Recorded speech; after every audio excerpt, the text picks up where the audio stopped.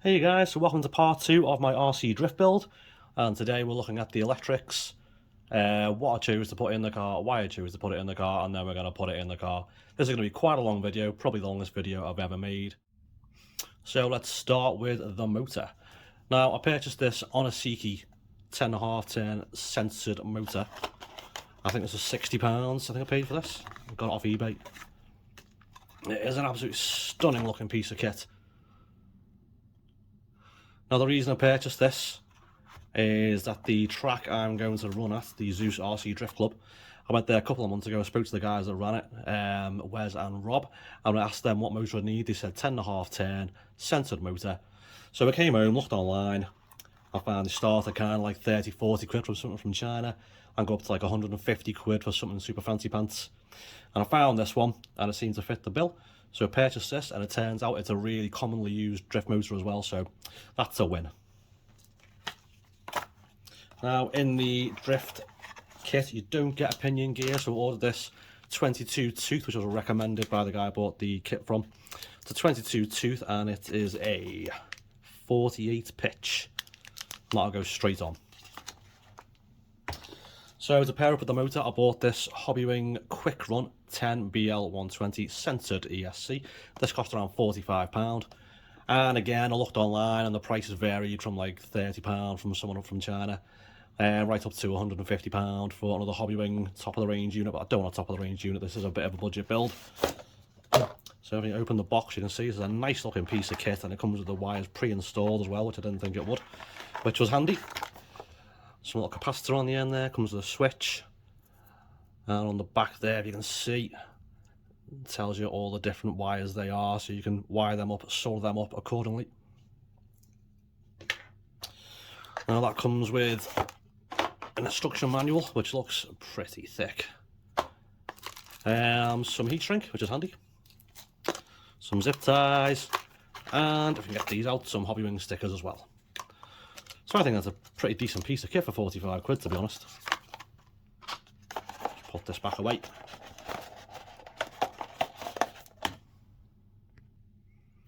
Now something else you need for a drift car, which you don't need for anything else, is a gyro. Now this is a standard issue on a Seiki gyro. These cost about 35, 36 quid, something like that. They are adjustable. It's a small piece of kit, so it should fit in pretty much any chassis really. And again, when I spoke to the guys at Zeus RC Drift Club, Wes and Rob, they recommended on a Seiki gyro should be fine, so that should be good. Now the final thing we're going to talk about today is the transmitter and receiver combo. You can see that properly in shot there. That is a FlySky FSGT2E. This came in about 30 quid. Again, I wanted to be a budget build, so I haven't even opened the box on this yet, I'll be honest with you. Should we have a nose?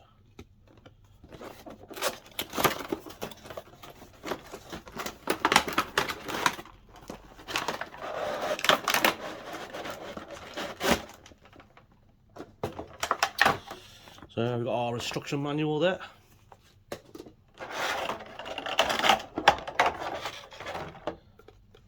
And quite, even though this is a budget transmitter, it seems alright. Seems like a reasonable quality. Hard texture on the wheel. What do we get in here if we open this up?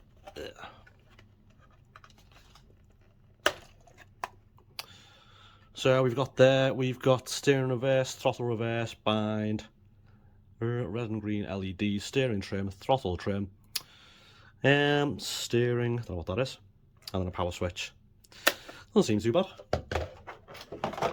And then comes with a small 3-channel receiver as well, so that'll do us nicely. Now I haven't soldered anything for a long time, so I've ordered this soldering iron kit. I think this came from Amazon or eBay maybe, I can't remember. It's just a really basic soldering iron kit, so hopefully that'll do nicely soldering the motor wires up to the ESC. Anyway, I'm going to stop yapping now, get cracking on the soldering up and fitting things into the chassis, and we'll have a look at the car when it's done. So first thing we're going to do is try and line everything up before we start soldering things together and sticking things down. So let's start with the motor.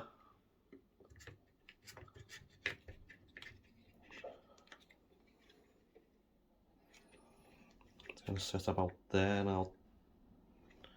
those terminals just about going to fit in, aren't they? So we need to wire at the end. Okay.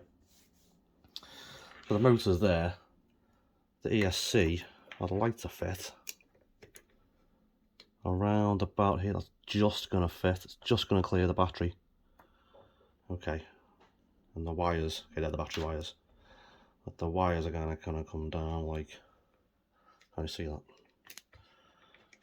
Like that. Okay.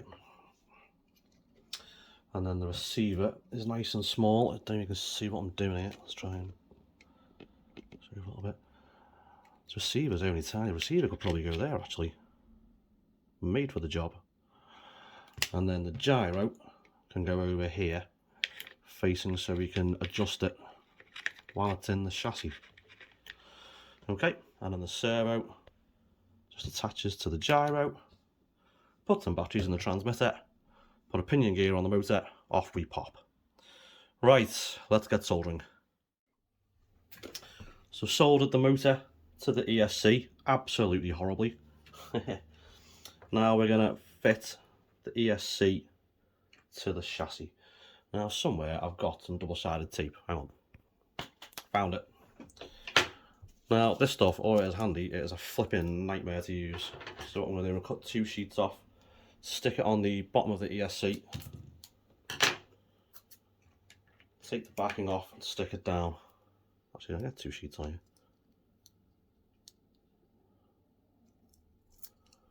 Only one off.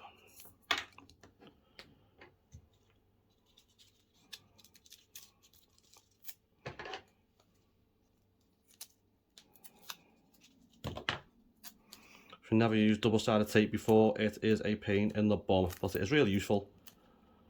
Quick and easy way to stick electrics down onto a chassis.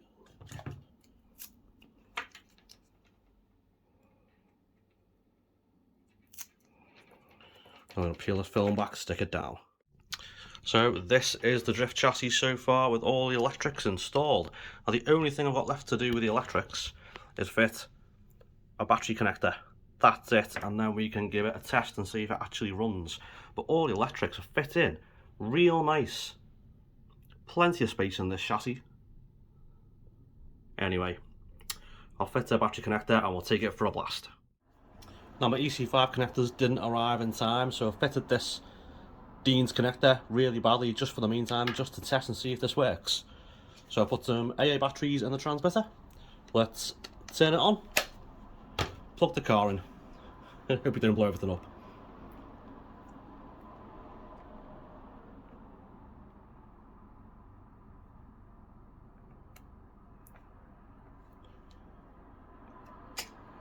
Wow. ESC works. That is a good amount of steering lock. Traverse the steering.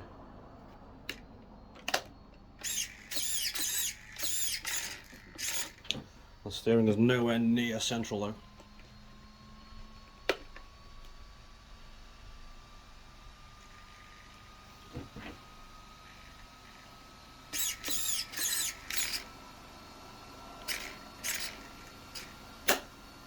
That looks better. Now will the motor run?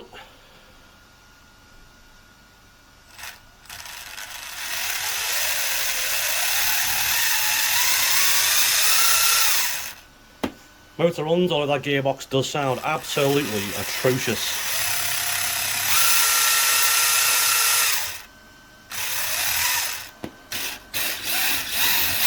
There's plenty of power though. How's the gyro work? No. Let's see what we can do with the gyro then. Right, let's get the outdoor wheels and tyres on and see if we can get it to drift around the car park.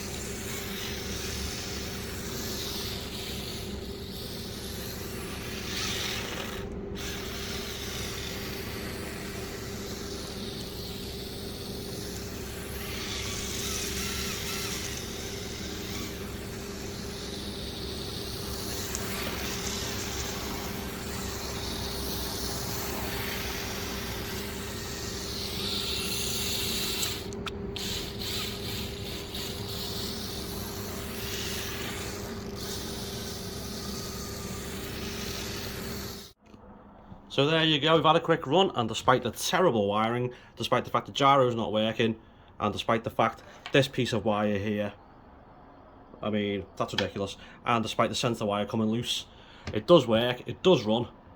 There's still a long way to go. Anyways, at the end of this video, guys, if you want to watch the next episode, which is all about the body shell, please make sure you subscribe. Thanks for watching, guys. Take care.